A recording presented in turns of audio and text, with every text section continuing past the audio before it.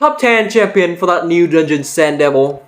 This video will show you exactly who you should pick and also why. Coming in hot in that top 10, we got Crimson Slayer. On the A1 here, we got attack 3 times at random. Each hit had a 50% chance of placing a sleep debuff for 1 turn.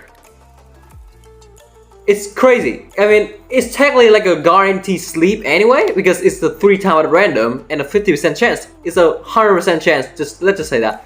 Yeah? So she's like a hidden OP champion for this kind of dungeon. And also, she does even have that heal reduction, which is good for the boss A2, I believe.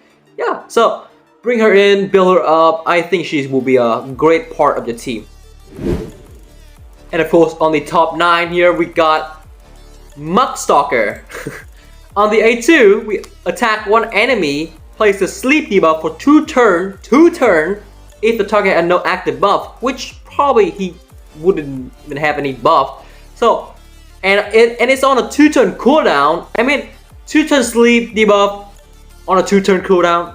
That's just crazy. That's just crazily good for just a rare champion. His stat here is quite good.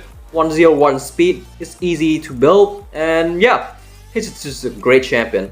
Of course, we cannot forget Seer, the Queen of Dungeon. On the A3 here, remove all buff from all allies and enemy that attack them. Place a sleep debuff, 50% chance. The chance of the sleep increased by 5% and each buff removed. Yes, you gotta pair her with like a shitload of buffer, but it also comes with a huge damage. So yeah, I would say it's pretty worth and you should bring her. Now come to the one of the OG champion of the game right now. It's gonna be Theta Seal.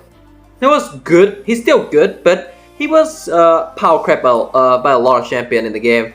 But hey, since this new dungeon come out, he's gonna be great again. On the A1 here, attack one enemy, has a 50% on the A1 of placing a sleep debuff for 1 turn. Considering this on A1, it's pretty good. And on the A2, he can heal your team up by a lot and just pretty much just a great support overall. Talking about the OG, I mean, Maeve is one of the more hated champions in the game right now, but I probably expect her to be great after this new dungeon. On the A1 here, we got a 60% chance of placing a sleep 71 book for 1 turn. Has a 60% chance of gaining an extra turn if the sleep is placed. And after that sleep is placed, she can go in with her A3, which is a really good hitting skill, and can pretty much just nuke down the boss. I would say she's a pretty decent champion, and you should probably build her up. You know what's the worst feeling when receiving a sacred? Is getting this guy, Cagebreaker. But I guess since the new content is coming out, he's gonna be good again. I mean, not again, because he was never good. But hey, on the A2 here, attack 4 times at random. Each hit had a 50% chance of placing a sleep debuff for 1 turn. On a 3-turn cooldown. I'd say it's a 100% sleep for sure, right? Because it's a 4-time hitter and a 50% chance. I would say it's pretty good. It's pretty reliable. If you're lacking some kind of sleeping champion, I would say he's the one. And moving on to the top 4 champion here. First of all, we got Cagebreaker. He gotta attack all enemy, remove all buff, place a sleep for 1 turn.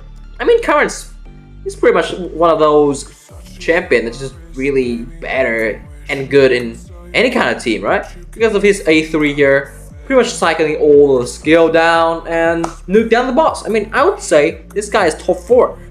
With this kind of set and ability, kits, just crazy. Just really good for every dungeon, to be honest with you. On the top 3, we got Harvest Jax. I should probably switch his place in Cagebreaker. You could debate it in the comment, but I'm still gonna choose him in the top 3. On the A3 here, we got Lord of Terror. Attack all enemies, 100% placing a sleep if the True Fear is not placed. I mean, of course, it's not gonna place, and it's gonna be a sleep debuff 100%. I'd say it's pretty good. It's not like amazing like Cagebreaker with his reset skill cooldown, but I mean, hey, that's my bad, alright? That's my bad for placing him in the wrong spot. You might be surprised here. This is the champ I choose for top 2. Roxanne. Roxanne has been like underperforming lately because no one used him. But since this new dungeon came out, it's gonna be amazing because of his amazing nuking skill and also of his A2. Attack one enemy, place a sleep debuff, 100% placing a sleep debuff if he's not under a veil, which you should probably use this ability first and then use his A3, which places a veil on him, yeah, and then go into his A1. I think his kit is just great for this dungeon alone. I mean, really though, placing a decrease defense and weaken, and then place a perfect veil and then go into his A1, I would say it's pretty good. I'll say he's a great champ for this. Great damage dealer, great sleep debuffer. I'll say he's pretty decent. And of course, on the top 1, the one and only Siphi, the Lost Pride.